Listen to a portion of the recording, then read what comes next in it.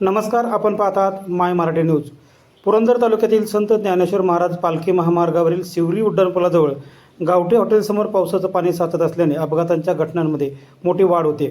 मुसळधार पावसानंतर रस्त्यावर मोठ्या प्रमाणात पाणी साचत असल्यामुळे वाहनचालकांचे नियंत्रण सुटून वाहने एकमेकावर आदळत आहेत.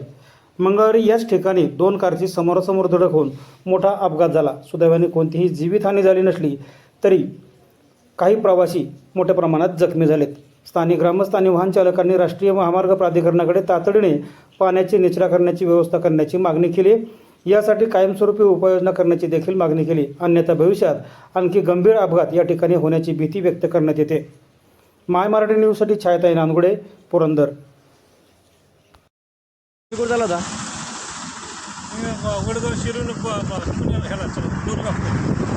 कशा कुठली गाडी तुमची? ठीक आहे बोलले काय झालं? काय अनुभव आला? पाणी गुडगावर गाडी एकदम फिरली तर माझ्या पुढे 10 मिनिटं झाला.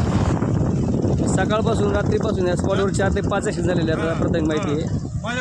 आताच्या कंडिशनमध्ये आता या स्पॉटला 2 गाड्या आहेत. आता त्या गाडीच्या अक्षरशः म्हणजे ड्रायव्हरच्या पोटात गज घुसल्याचा प्रकार झाला आहे.